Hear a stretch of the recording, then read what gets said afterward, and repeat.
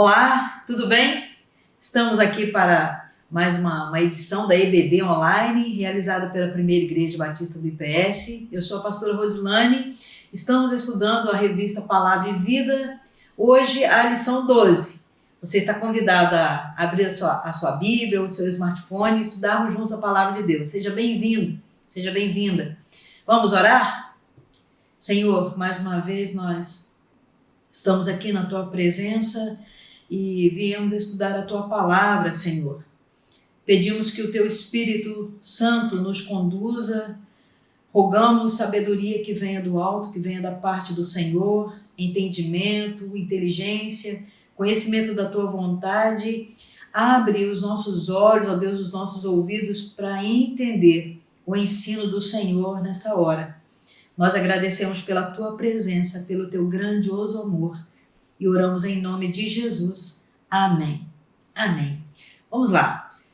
Você sabe que nós estamos agora, nesse período, nesse trimestre, estudando sobre os reis e os profetas do povo de Israel. Então, estamos compartilhando lá os livros do Antigo Testamento. Temos visto a história de alguns reis e de alguns profetas também. Hoje, nós vamos conversar sobre o cuidado do Senhor com a nossa vida quando Ele enviou mensageiros. Desde o início da história do povo de Israel, Deus sempre cuidou do seu povo. Até hoje, Deus cuida de nós. Afinal de contas, nós hoje também somos o Israel espiritual de Deus.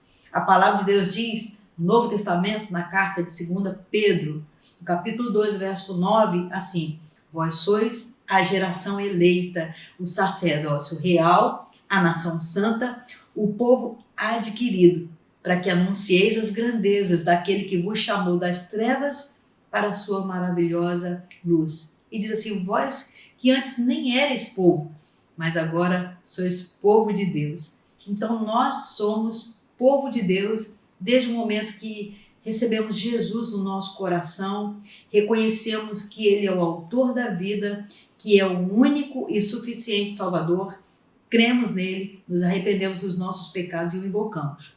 Mas vamos à nossa lição? O Senhor enviou seus mensageiros.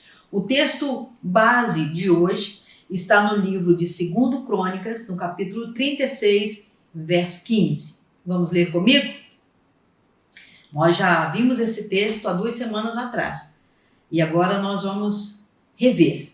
Então, 2 Crônicas, capítulo 36, verso 15 diz assim: e o Senhor, Deus de seus pais, lhes enviou a sua palavra pelos seus mensageiros, madrugando e enviando-lhes, porque se compadeceu do seu povo e da sua habitação. Então, esse texto confirma que Deus tem cuidado de nós.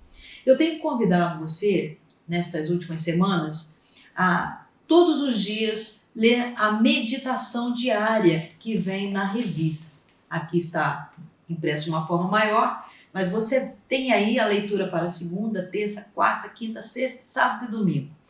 Então, queria destacar com você a leitura de Isaías capítulo 1, que seria a leitura da segunda-feira. Vamos lá? Alguns versos. Abre comigo? Isaías, livro do profeta Isaías, capítulo 1. Visão de Isaías, filho de Amós, a qual ele viu a respeito de Judá e Jerusalém, nos dias de Uzias e Jotão, Acás e Ezequias, reis de Judá. Ouvi, ó céus, e presta ouvidos, ó terra, porque fala o Senhor. Então aqui vamos confirmar já nesse primeiro versículo que a voz do Senhor falou a Isaías e ele vai falar ao seu povo. Olha só o verso 3. O boi conhece o seu possuidor e o jumento a manjedoura do seu dono. Mas Israel não tem conhecimento. O meu povo não entende. Verso 12. Quando vindes para comparecerdes perante mim, quem requereu isso de vossas mãos, que viesses pisar nos meus atos? Não tragais mais ofertas de balde, incenso para mim abominação, também as festas da lua nova, os sábados e a convocação das congregações. Não posso suportar a iniquidade, nem mesmo ajuntamento solene. E aqui ele vai alertando, como desde o início das nossas lições, sobre o pecado da idolatria e o pecado de não reconhecer a Deus como único e absoluto Senhor, com santidade. Ele reina em santidade, então toda celebração ao Senhor deve ser feita em santidade para que ele receba. Olha aqui no verso 16: lavai-vos, purificai-vos, tirai a maldade de vossos atos de diante dos meus olhos, cessai de fazer o mal. Verso 17: aprendei a fazer o bem, praticai o que é reto, ajudai o oprimido, fazei justiça ao órfão, tratai da causa das viúvas. Vinde então e argui-me, diz o Senhor, ainda que os vossos pecados sejam como a escarlata, eles se tornarão brancos como a neve. Ainda que sejam vermelhos como o carmesim, se tornarão branco como a lã. Se quiserdes e ouvirdes, comereis o bem dessa terra. E a partir dessas escrituras lindas que temos acesso, nós vamos perceber que, apesar do povo insistentemente pecar contra o Senhor, ser rebelde contra o Senhor, se desviar da lei do Senhor, não atender os mandamentos do Senhor, nem ouvir a voz dos profetas que ele mandava de madrugada, com aquele cuidado, né? Nosso Deus é um Deus muito zeloso, muito amoroso. Ainda assim, continuava o pecado da rebeldia e da idolatria. Mas o amor de Deus é fantástico. Verso 19: se quiserdes e ouvirdes, comereis o bem dessa terra. Mas vamos ver o texto de terça-feira, Jeremias 29. Vamos lá comigo? Profeta Jeremias também. Alguns versículos só. Verso 9 diz assim: porque eles vos profetizam falsamente em meu nome, não os enviei, diz o Senhor. Então aqui a palavra de Deus alerta que há aqueles que dizem que são enviados pelo Senhor, trazem palavras, mas não são enviados pelo Senhor. E ele diz no verso 10: porque assim diz o Senhor, certamente que passados 70 anos na Babilônia, vos visitarei e cumprirei sobre vós a minha boa palavra, tornando-vos a trazer a este lugar. Porque eu bem sei os pensamentos que penso de vós, diz o Senhor, pensamentos de paz e não de mal, para vos dar o fim que esperais. Então me invocareis, ireis e orareis a mim, e eu vos ouvirei. E buscar-me-eis e me achareis quando me buscardes de todo o vosso coração. E olha que fantástico. E serei achado de vós, diz o Senhor. E farei voltar os vossos cativos, congregar-vos-ei de todas as nações e de todos os lugares para onde vos lancei, diz o Senhor, e tornarei a trazer-vos ao lugar de onde vos transportei. Uau, isso é lindo demais, né? Deus é justo, é santo e justo. Então, por causa do pecado do povo, ele enviou os profetas.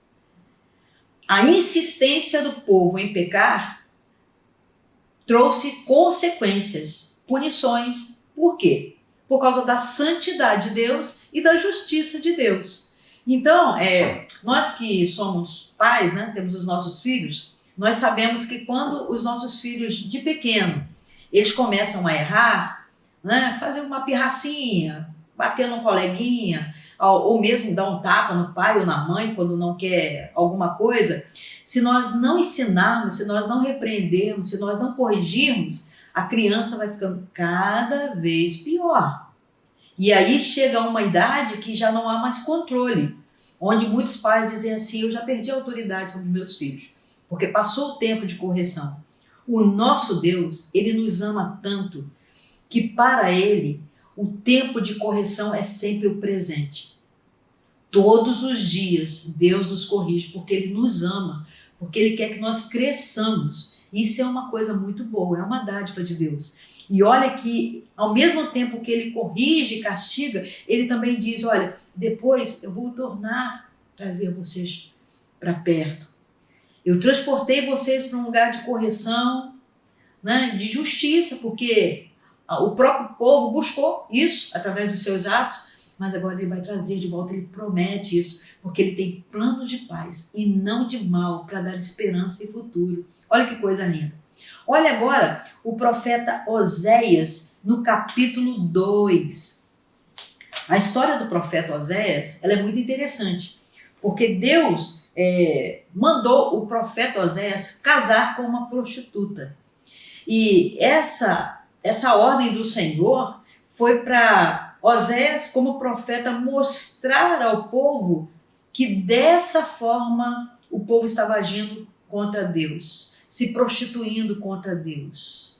Um marido fiel é o Senhor nosso Deus, Israel é o seu povo, é a noiva do Cordeiro, mas quando nós traímos o Senhor, quando somos infiéis ao Senhor, somos como prostitutas.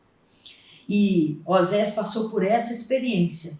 E quando ele descobria, né, que a esposa estava infiel e ela saía de casa, o Senhor dizia, vai lá atrás de volta, e ele recebia a esposa de volta, e assim o Senhor faz conosco. Olha o que diz aqui o verso 13 do capítulo 2. Sobre ela visitarei os dias de Baal, nos quais lhe queimou incenso, e se adornou dos seus pendentes e das suas gargantilhas, e andou atrás de seus namorados, mas de mim se esqueceu, diz o Senhor. Portanto, eis que eu a atrairei, e a levarei para o deserto, e lhe falarei ao coração. Verso 19. E desposar-te-ei comigo para sempre. Desposar-te-ei comigo em justiça, e em juízo, e em benignidade, e em misericórdias. E desposar-te-ei comigo em fidelidade, e conhecerás o Senhor. E acontecerá naquele dia que eu responderei, diz o Senhor. Eu responderei aos céus, e estes responderão à terra. Olha o verso 23. E semeá-la-ei para mim na terra, e compadecer-me-ei de Loruama e de Loami, direi, tu és o meu povo, e ele dirá, tu és o meu Deus. Olha que coisa linda, essa comparação que Deus faz, como o nosso esposo espiritual e nós a esposa do Senhor, igreja, o povo de Israel. O Senhor vai nos atrair.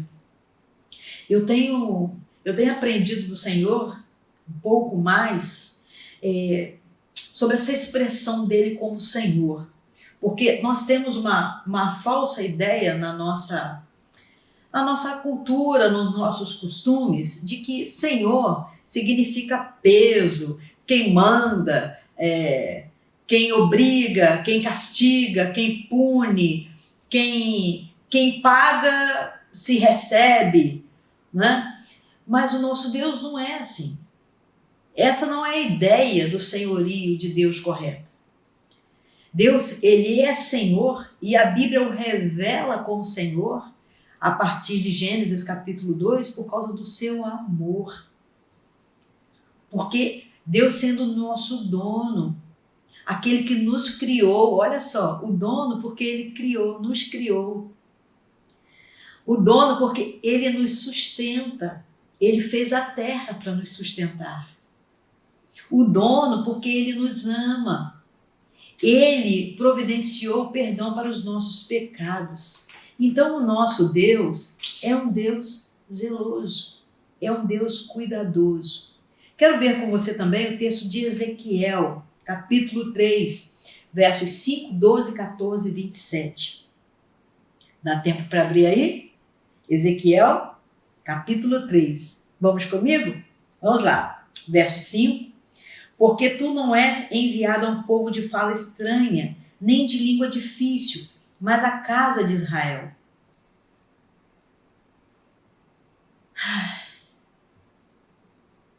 Deus envia os seus profetas, não a um povo estranho, de fala estranha. O povo de Israel conhece a voz do Senhor.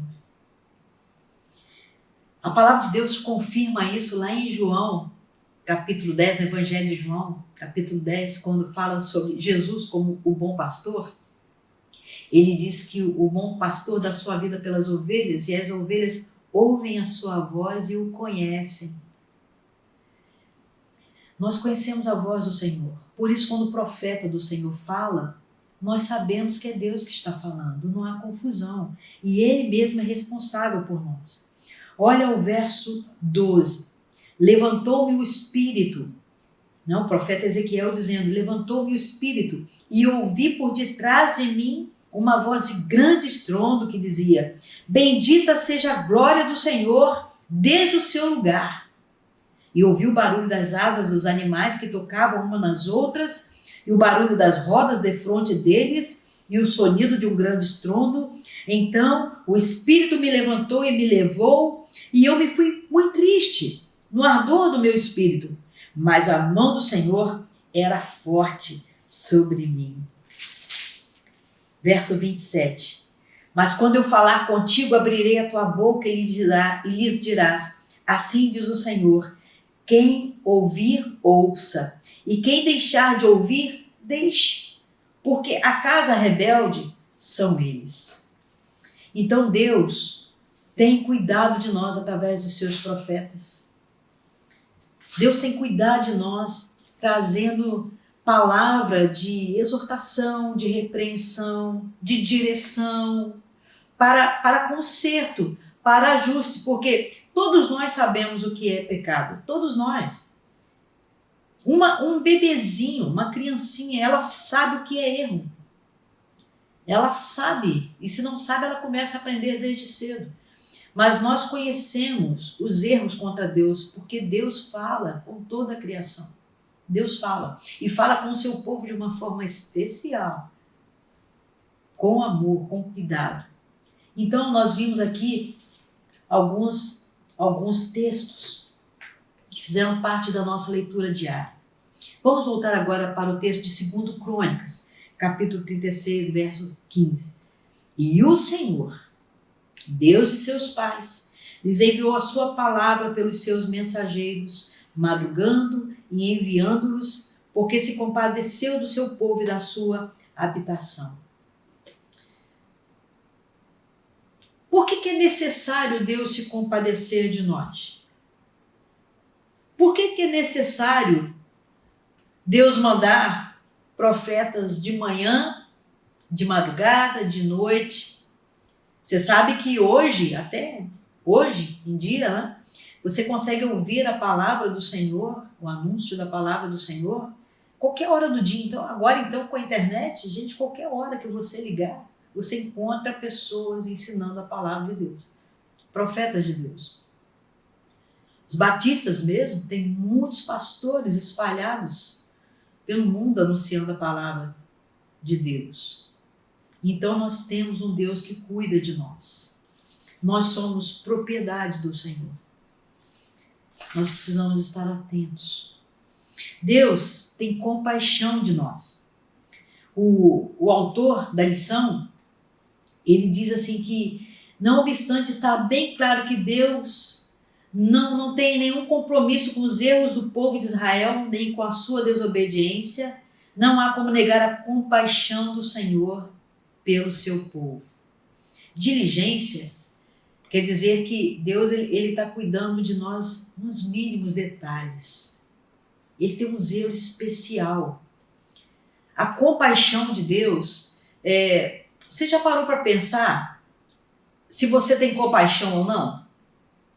Quando você vê uma pessoa, por exemplo, na rua, na praça da sua cidade ou na sua rua, se passar uma família, um homem, uma mulher, algumas criancinhas, e te pedirem alimentos, te pedirem roupas, ou se você passar por alguém numa situação assim, ver que eles estão carentes de cuidados, como fica o seu coração?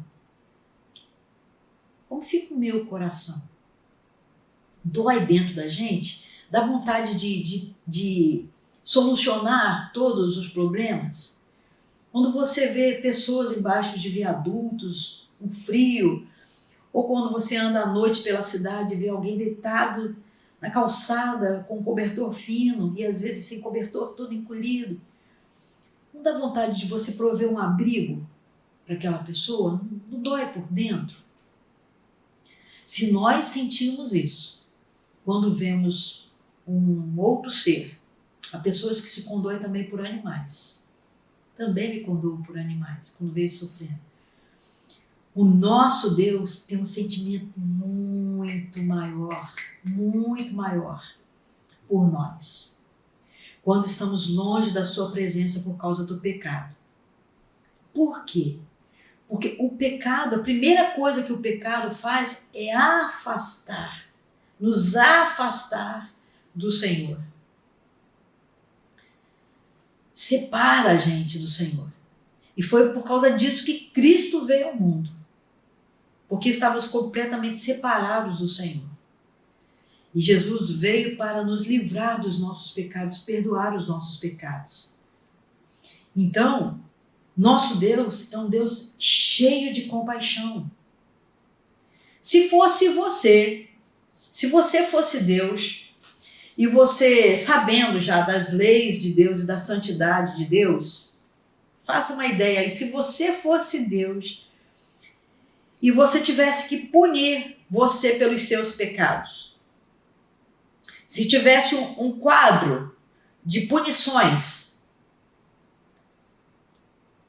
e você tivesse autoridade para fazer isso, e você já tivesse ensinado para não fazer, você não daria uma punição severa para você? Às vezes a gente dá uma punição mais severa para os outros do que para a gente, não é? Mas precisamos aprender a pensar os nossos erros também, como nós merecemos ser punidos. Agora pensa, se Deus não fosse um Deus de compaixão, tendo toda a autoridade para punir, para castigar, porque Ele já ensinou em amor, Ele já nos deu tudo que nós necessitamos, tudo. Todo mal que acontece comigo, com você ou na terra, é por causa do pecado. Agora você imagina o tamanho da compaixão de Deus. É possível mensurar? Impossível. É impossível. É um amor tremendo de Deus.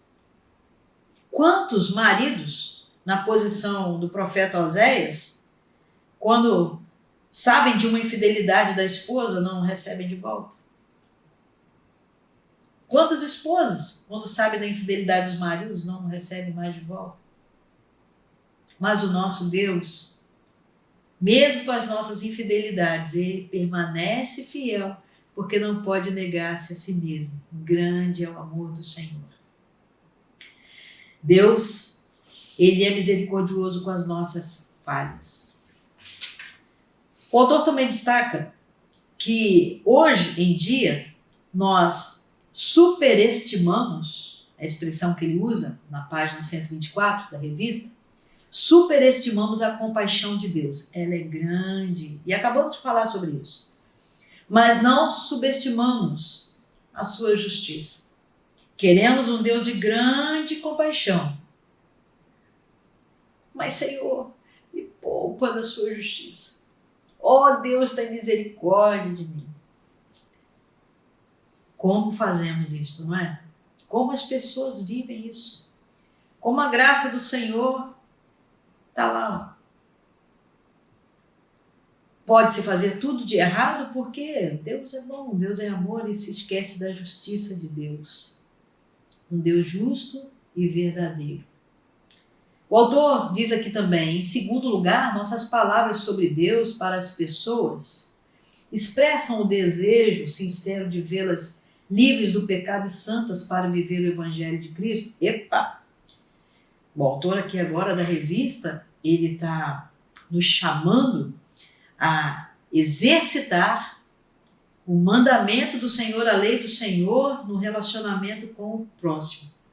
Na verdade, tudo que nós falamos está relacionado à lei de Deus, ao mandamento de Deus, resumido por Jesus: amar a Deus sobre todas as coisas, de todo o coração, de toda a alma, com todas as forças, com todo o entendimento. E o segundo mandamento, amar ao próximo.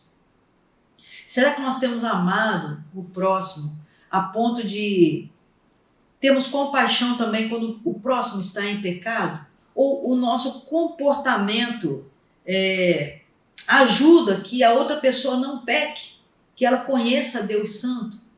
Nós temos dado testemunho de que somos filhos e servos de um Deus santo e justo, por isso o nosso comportamento é diferente do mundo. Percebe por quê que o cristão ele precisa andar na contramão do mundo? Porque o mundo não reconhece a lei de Deus. O mundo, que eu quero dizer, as pessoas sem Cristo, as pessoas sem arrependimento de pecado, as pessoas que acham que não pecam, que está tudo certo, que o que vale é a própria vontade. O cristão não. O cristão sabe que a segurança, a esperança está em obedecer à vontade de Deus, porque a vontade de Deus é boa, agradável e perfeita. Ela nos dá segurança. Então, como que tem sido o nosso testemunho? Como tem sido a nossa mensagem de esperança? O texto do livro do profeta Isaías, que nós lemos, nós podemos voltar lá no capítulo 1, que eu quero que você abra a sua Bíblia novamente, Isaías no capítulo 1. Lembra do que nós lemos aqui no verso 18? Vinde então e argui-me, diz o Senhor. Argui-me aqui conversa comigo. Vem me perguntar. Vem conversar. Vem saber por quê que há justiça, por que há correção, por que os profetas estão falando. Ele diz, vinde então e argui-me, diz o Senhor. Ainda que os vossos pecados sejam como a escarlata, eles se tornarão brancos como a neve. Ainda que sejam vermelhos como o carmesim, se tornarão brancos como a lã. Se quiserdes e ouvirdes, comereis o bem desta terra. Muitas pessoas vivem sem esperança. Esperança é acreditar que daqui a pouco, ou daqui para frente, vai ser melhor. Esperança é isso. Você está num momento ruim e você precisa de esperança. Quando é que a esperança aparece? No momento ruim. Quando você precisa acreditar que daqui a pouco, amanhã, ou daqui uns dias, ou um dia, tudo vai ser melhor. O povo de Deus vive com esperança. Nós sempre vivemos com esperança. Aliás, o apóstolo Paulo, lá em 1 Coríntios, na primeira carta aos Coríntios, no capítulo 13, ele já fala, finalizando o capítulo 13, que agora permanece a fé, a esperança e o amor. Então a esperança permanece em nós. Ela está aqui viva. Nós temos esperança de dias melhores, de que daqui a pouco vai ser melhor. Porque nós estamos com Deus e nada pode nos afastar do Senhor. O profeta fala isso. Se quisermos, se ouvirmos, nós vamos comer o melhor dessa terra. Quando é que está difícil para um cristão? Certamente é porque está em desobediência em alguma área da vida com Deus. Senta, pensa, conversa com Deus, vasculha a própria vida, pede a Deus para sondar o coração, porque é alguma área que está em desajuste com a vontade de Deus. Porque quando nós estamos debaixo da vontade de Deus, comemos o melhor dessa terra. Estamos satisfeitos. Deus cuida de nós. Isso é bom, ser povo de Deus, ser cristão. Porque você sabe que o cristão é aquele que continua, né? Que é esse povo de Deus espiritual, que nasceu em Cristo Jesus. Eu me recordei agora de Romanos, no capítulo 8, carta também do apóstolo Paulo, no capítulo 8, a partir do verso 31, diz que nada pode nos separar do amor de Deus, nem a morte, nem a vida, nem anjos, nem principados, nem potestades, nem presente, nem o porvir, Nem altura, nem profundidade, nem nenhuma criatura pode nos separar do amor de Deus que está em Cristo Jesus, nosso Senhor. Quer melhor do que isso para ter esperança? Nada pode nos separar do Senhor. E os profetas falaram. O povo rebelde, que prossegue em errar contra o Senhor, certamente vai ficar sob a justiça de Deus. Vai ser chamado a atenção. Muita gente diz assim, mas eu não gosto de igreja, não. Eu vou à igreja, lá as mensagens sempre dando paulada, sempre chamando na moral. É claro, Deus é um Deus moral. Jesus ensinou sobre isso. Jesus corrigiu as pessoas. E existem profetas, pastores e líderes para ensinar também. Então, por causa da palavra de Deus. Quando é da própria vida, está errado, mas quando é a moral de Deus, está certo.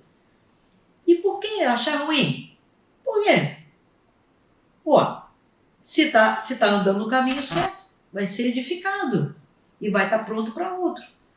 Não é? Então, são coisas boas. Nós é que precisamos corrigir os nossos caminhos, endireitar as nossas veredas para encontrarmos o Senhor de fato. Então, vamos recordar aqui o que lemos lá no profeta Jeremias, capítulo 29, os versos 10 e 14. E buscar-me-eis e me achareis, quando me buscardes com todo o vosso coração. E serei achado de vós, diz o Senhor, e farei voltar os cativos, e congregar-vos-ei de todas as nações e de todos os lugares para onde vos lancei, diz o Senhor. E tornarei a trazer-vos ao lugar de onde vos transportei. Deus sempre faz a gente voltar para o lugar certo. Sempre.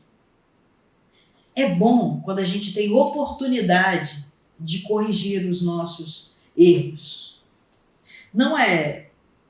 Não faço disso uma regra de prática para a sua vida, quem sou eu, mas eu me lembro também de quando, em uma parte da minha vida, eu pude reconhecer que precisava voltar para a lei do Senhor, por causa da lei do Senhor, e corrigir o meu caminho. Foi quando eu me divorciei do meu esposo. Estávamos andando errado com o Senhor e um com o outro. Porque o marido que não ama a esposa que não se submete ao marido, é um acúmulo de erros que vai para a família. Então, infelizmente, nós passamos pelo processo de divórcio. E meu coração estava muito duro. E um dia, uma grande amiga falou para mim assim, você vai casar de novo? Você vai casar de novo? E eu falei, só se for com ele. Aí ela falou assim, mas por quê? Você não ama mais? E eu, na dureza do meu coração, falei assim, não amo não. Mas só que o Espírito Santo pingou na minha alma uma reverência, uma consciência. O Espírito Santo me trouxe de volta à lei do Senhor. Que Deus odeia o divórcio. E que a palavra de Deus, de uma forma muito simples, pelo menos para a minha vida, eu quis usar isso na prática, que se alguém se apartar do seu marido, que volte para ele. E por causa da palavra de Deus, nós voltamos e nos casamos de novo. E que coisa boa é estar debaixo da lei de amor do Senhor. Que coisa boa, paz no coração. Continuamos assim perfeitos? Sim. Sim. Continuamos precisando nos ajustar todos os dias?